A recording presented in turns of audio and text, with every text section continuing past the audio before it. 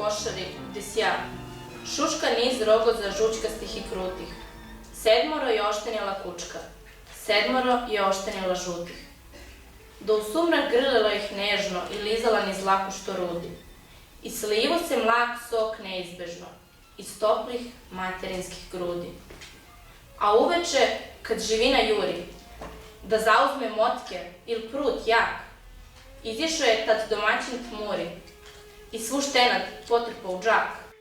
A ona je za tragom trčala, stizala ga kao kad uhode i dugo je drhtala nezamrzla površina vode.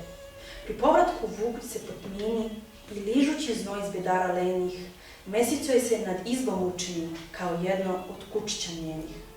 Zurila je u svod glavi glatki, zavijala bolno za svojima, a mesec se potrljao tanki i skrio se za hum u poljima. Nemo, ko od milosti ili sreće, kada je baci kamničak niz breg, pale su i njene oči pseće, kao zlatni sjaj zvijezda u sneg.